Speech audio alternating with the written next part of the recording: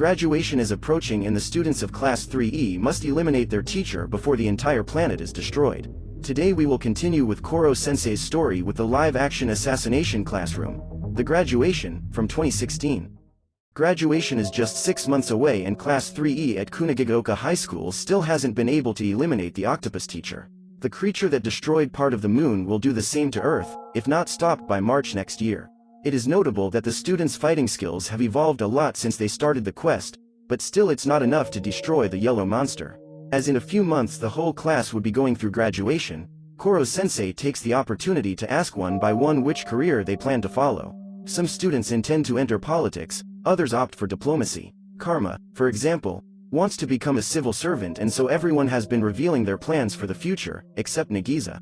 The boy was the only one in his class who still didn't know what he wanted to do after graduating from high school. Korosensei suggests that the boy think of something he can use his talent for assassinations on, as of all the students in the class he was the most skilled. Later, before class, Tadaomi informs the students about a school festival taking place next weekend. He emphasizes that this is a great chance for the students to complete their mission, as the event will take place in an open space and will include students from other schools, as well as several residents of the city. Therefore, Korosensei's attention will be scattered and the best time to attack him is precisely when he is most distracted. Tadaomi further reveals that the Ministry of Defense will send a sniper named Red Eye to ensure the alien is eliminated. Finally, the man warns that if the students are going to be responsible for destroying their teacher, they would have to hurry up and do it before the sniper does. Then Korosensei arrives in the room and claims to be looking forward to the festival, and as this would be a great opportunity for his students to be able to eliminate him, he decides to reveal his biggest weakness. The octopus says its greatest skill is speed, but it doesn't have much strength. If the students held his tentacles, he would not be able to move and would be susceptible to any attack. Hearing this, the students try to hold him back, but Korosensei easily manages to dodge them. In fact, revealing his biggest weakness was nothing more than a strategy to get the students excited for the school festival. When the big day arrives, the octopus dresses up as a clown to socialize with people at the festival. Only the great leaders of each nation knew about his existence, therefore, he could not appear in public without a costume. While handing out flyers to the newcomers, inviting them to watch the school play, Nagisa asks his teacher to leave as people might be suspicious of his disguise. Red Eye takes advantage as Korosensei shows off at the entrance to the festival to make his first attack, but the creature still manages to escape.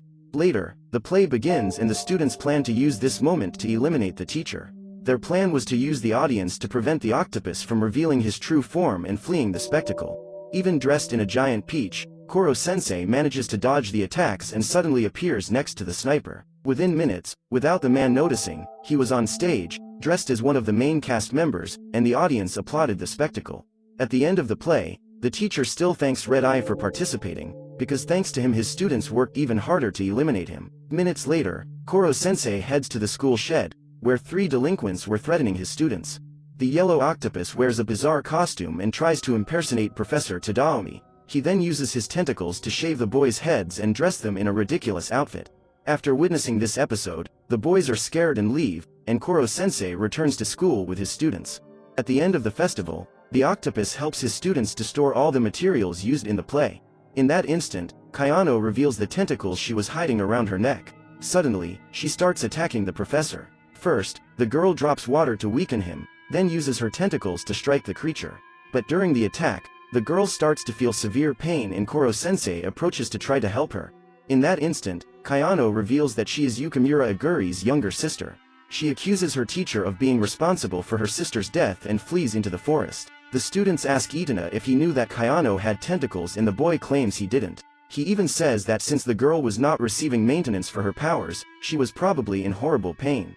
The class remembers that Yukimura Aguri was their old teacher and questions Korosensei as to why Kayano blamed him for the woman's death. The octopus claims that he will explain everything about his past, but first the students would need to find their classmate, as she also deserved to know the truth. While watching the city, Kayano recalls the day Aguri died. The girl went to her sister's lab to deliver something she had asked for. However, when she got there, she found that there had been a huge explosion. When she finally makes it to the lab, she finds her sister's body in the arms of a tentacled creature. As soon as the monster leaves, Kayano runs to Aguri and tries to wake her up, but at that moment there was no more salvation for her older sister. The girl then finds a briefcase and inside it was a syringe that contained an unknown substance. After studying the files left by her sister, she discovers that that liquid was actually used to transplant tentacles into humans. Even knowing the risks she would have to face, the girl decides to use that thing in her own body, hoping to become strong enough to get revenge on that monster. Before leaving, the creature had left a note for Aguri, saying that she could meet him at Kunugigaoka High School as Class 3E's teacher. Weeks later, Kayano passed the entrance exams at that school and was finally able to start her revenge plan. The next morning, Korosensei manages to find the girl and take her back to school, but she still hasn't given up on eliminating her teacher. Her tentacles are in flames and start chasing the octopus. Kayano's attacks possess devastating force, but if she continued like that for too long, her body could degenerate. Then, while dodging the attacks, Korosensei creates an afterimage of his yellow head to reveal his plan to stop the girl. He says that if the attacks continued, Kayano's life force would be sucked into the tentacles. Therefore, to prevent the girl's death, he would let her reach his most vital point, the heart. At that moment, one of the students would need to make the girl forget her bloodlust. Even knowing he could die, Korosensei allows Kayano to hit her heart. At that moment, Nagisa hugs the girl and gives her a kiss. The teacher manages to free himself from the tentacles and the girl's fury disappears. Korosensei spots the man wearing the beekeeper overalls and goes after him. When questioning him about his identity, the octopus discovers that that guy was actually Unagisawa, the madman responsible for turning him into that creature. Later in the classroom, with all the students gathered, the teacher reveals that 2 years ago he was an assassin known as Shinigami. That yellow octopus that everyone believed to be an alien was a human being. His kind smile and sweet words made people easily trust him. That way, he was able to eliminate them without arousing suspicion. Shinigami was considered the best and smartest assassin today, but one day he ended up being cornered and captured by an unofficial research organization commanded by Unagisawa Kutaro. Due to his excellent intellect and great physical strength, Unagisawa believed that this man would be a perfect guinea pig for his experiments. The organization planned to figure out how to incorporate antimatter into the life cycle. For this, it was necessary to create an enormous amount of energy while the subject was still alive. If the experiment were a success, the living being would become an alternative energy source to oil and nuclear energy. This is how Korosensei met Yukimura Aguri. The woman was tasked with monitoring all the changes that took place in his body. As they introduce themselves, Unagisawa enters the room and smacks Aguri over the head with a clipboard while ordering her to check up on the guinea pigs soon. When the psychopath leaves, the scientist reveals that this was her fiancé, who had been chosen by her parents. Then, she says that during the day she works as a teacher at a school and says that her biggest challenge is to make Class E students regain their self-confidence. In the following months, Shinigami continued to be used as a lab rat. The experiments caused his hands and feet to become constantly numb and he began to feel very cold in his neck. So, Aguri decides to give a gift to her friend. It had been a year since the day they met, and from then on, they started talking about everything. As he felt very cold in the neck, the scientist decided to present him with a tie. However, she could not deliver the gift to the Shinigami, as it was against the organization's rules. That same day, she says that from next year on she will no longer be able to be a teacher. Unagisawa was pressuring her to leave school and go to work exclusively in the lab. But still, she wanted to use her final year in the classroom to make her students' eyes shine again. Finally, she thanks the boy for having supported her since the moment they met. Aguri states that she wishes she could touch him, and at that moment, Shinigami decides to reveal a secret. He is able to form small tentacles that pass through the cell and form a hand. That way, the young man could touch her. A few days later, Unagisawa receives news that 70% of the moon has been destroyed. During experiments carried out on the surface of the moon, a mouse was transplanted with Shinigami's antimatter generating cells and this generated the explosion. By checking the guinea pig's cell division cycle, the scientists discovered that on March 13th of the following year the Shinigami would also explode, destroying the planet. Unagisawa then orders his team to get rid of that thing, as it would end the cell cycle. Aguri was close by and listened to the entire conversation. She runs to tell the Shinigami about what happened and assures that she will find a way to save him. But the young man claims that he deserves to die, as he has spent most of his life killing people. However, he couldn't die without first experiencing that new power, so he decides to flee the laboratory. Shinigami uses its tentacles to destroy the glass and prepares to leave. Aguri tries to stop him but is unsuccessful. She runs to Unagisawa and asks him to help the young man, but the madman is filled with anger and starts kicking her. At that moment, the guinea pig was ready to run away. If he left in that condition, he would probably become a dark creature with a thirst for destruction, but Aguri saved him. While he was being attacked, the woman hugs him and receives the blow instead. That was a fatal wound, no one could heal her. As her final request, she asks the boy to teach her students and help them out of the darkness. Before leaving, he takes the tie that his friend gave him as a gift. With his newfound power, he was able to transform into the creature he desired. That's how he became the yellow octopus and decided to dedicate his last year of life to fulfilling Yukimura Iguri's last wish. So, regardless of anything, Korosensei would die in March next year. Therefore, he wanted to teach his students to defeat him. The yellow monster didn't want to destroy the earth, however, he would only accept being killed by one of his students. But during the winter break, none of them had the will to devote themselves to a plan to eliminate Korosensei. With the return of classes, Nagisa summons his classmates for a meeting. Despite the octopus being a threat to the planet, all the students liked Korosensei and agreed that he was an excellent teacher. So, Nagisa suggests that Class E find a way to save him. However, the class is divided. Some students team up with Nagisa and accept the idea of looking for a way to save their teacher. Others can't let go of the idea of taking him out. After all, that's what they've been training for all this time. Karma was one of those students and challenges Nagisa to a duel that would decide Class 3E's future from now on.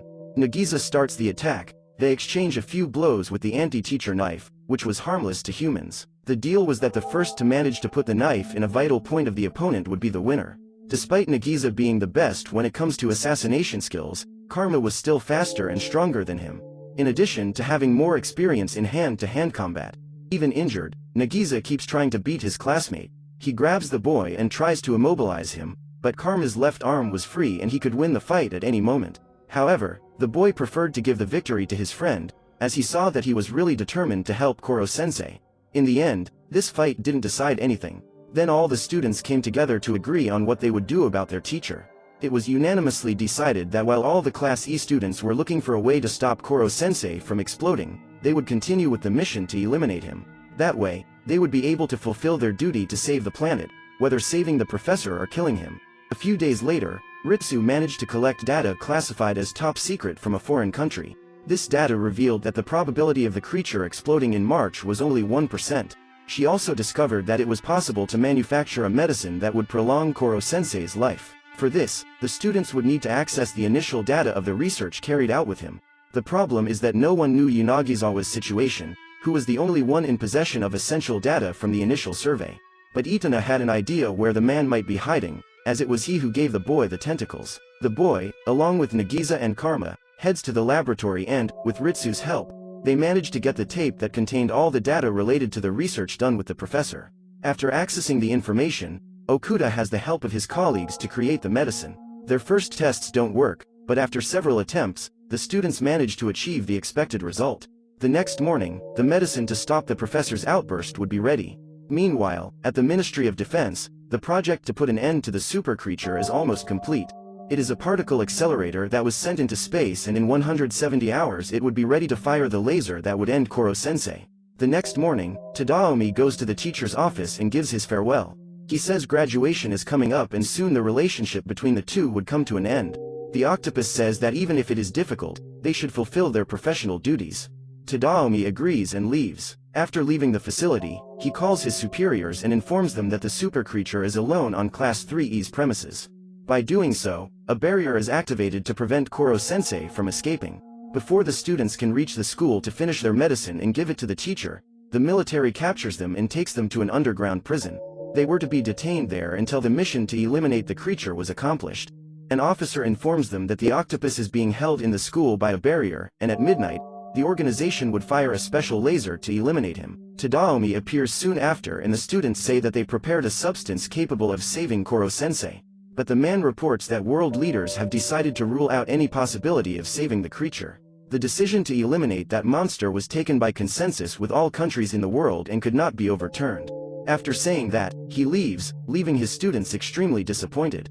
Karma realizes that the prison wall is made of clay, so the students set up an explosion to get the guards' attention. They pretend to be passed out, and when the military enters the cell to help them, they get up and attack them. After trapping them inside, the group of teenagers hides from the guards as they try to find their way out of that place. As they were about to escape, they meet Professor Tadaomi. The students believe that the man will try to stop them, but instead he says that he hoped it would take them less time to escape from that place. Finally, Tadaomi reminds them that the laser will fire at midnight and informs them that this will be their last mission. Once outside the prison, the students need to find a solution to dodge the soldiers. For this, they can count on the help of Irina, their English teacher. The woman says that as a graduation gift, she would act as bait so they could get away. She destroys a satellite to attract the attention of the military and asks the students to run. Amidst the chaos, they disperse, and little by little manage to get rid of the soldiers. They climb the mountain to get to school, and a few hours later, they finally meet the teacher again. Okuda hands him the medicine and Korosensei thanks for the effort his students have made to help him. Everyone cheers, now their teacher could live. However, at that moment, the octopus reveals that there is no way he can escape from that place. The anti-teacher barrier surrounds the entire school, including the basement. The creature had already tried everything, but this time he was cornered. Despite this, Korosensei reveals that he is very happy that his students are there. He says he made a graduation certificate for each of them. However, before the professor can hand them over, Yanagisawa appears and destroys the diplomas. The man reveals that he is there to destroy the octopus, but Nagisa tells him that Korosensei has been medicated and will no longer blow up the earth. At this point, Yanagisawa claims that all the students' efforts were in vain, as he had tampered with the research data they used to manufacture the substance. After several times injecting a liquid into his own neck, the psychopath turns into a dark monster. In an attempt to protect his students, Korosensei receives a brutal attack. His tentacles and part of his head are torn apart. That way, his speed decreases and he can't dodge the next attacks. The dark creature launches him out of the school and, shortly after, uses its tentacles to throw him onto the roof. His appearance resembles a tree with demonic roots, which he uses to try to pierce the professor's body. Severely injured, Korosensei no longer has the strength to defend himself and ends up taking a huge beating. Seeing his teacher almost dead, Kayano sneaks in front of him and asks the octopus to run away. But the monster soon attacks her, causing a serious wound to her stomach. Korosensei holds the girl in his tentacles as she apologizes for attacking him a few weeks earlier. Then she loses consciousness and Yanagisawa says that the two sisters died right in front of the octopus and he couldn't do anything to save them. By saying this, he awakens the great fury of Korosensei, who releases an enormous amount of energy capable of disintegrating the creature. After eliminating his greatest enemy, the teacher takes Kayano inside the school and uses his healing ability to save her. He had dedicated the last year to developing this technique and never having to go through the same situation that happened to Aguri. By the end of the surgery, Korosensei was exhausted, but all his effort was worth it, as Kayano was alive. As all the students were gathered, the professor asks them to finish their mission before they fire the laser and he is eliminated. At this point, none of the students wanted to go ahead with the mission to kill Korosensei. However, unanimously, they all decide that this is the best thing to do. Otherwise, their teacher would be killed by the government. The students then gather around the octopus and hold each of his tentacles. That way he couldn't escape. Nagisa was tasked with doing the hardest part. He picks up the anti-teacher knife and prepares to deliver the final blow. Korosensei says he is proud of his students and is grateful for the last year they spent together. The octopus points out that they have become great human beings and says that he is very happy that he could be killed by their hands. At that time, Nagisa starts to shake. His heart is broken, but Korosensei asks him to keep calm and smile. Even against his will, the boy says goodbye to his teacher and pierces his heart. Before departing, Korosensei congratulates the class on graduation with a beautiful smile and then his body transforms into energy and dissipates. However, his core remains and, before disappearing completely, he travels to say goodbye to his colleagues. The military notices that the creature's vitals have disappeared, and soon Tadaomi understands what has happened. Professor Irina is the first to receive a visit, then Tadaomi, who is touched by the death of his colleague. That day, Nagisa finally finds out what he wants to do after graduating. A few years later, he returns to Class E of Kunugigaoka High School. The place is completely dirty and destroyed. Nagisa goes up the stairs and is startled to see two boys fighting. Upon arriving in the classroom, the students mock him as they do not believe that such a young guy can be a teacher. Even though he is cornered, he asks the students to sit down, as the class will begin. One of the delinquents threatens to kill him, but that word has the opposite effect on him for most people. For Class 3E students, this is a magic word that gives them courage and confidence. Nagisa looks up to Korosensei and promises to do her best to make him proud. Despite not being as fast or as smart, the boy is determined to become as good a teacher as he is. After simulating an attack on the student who threatened him, Nagisa wishes the boy good luck in trying to kill him, stating that he has until graduation to do so. That was the end of the story of Korosensei and his students. And do you guys think Nagisa will be able to educate the new Class 3E students? So, what did you think of this live action? Leave it in the comments below. And if you liked the video, like and subscribe for more movie recaps. See you next time.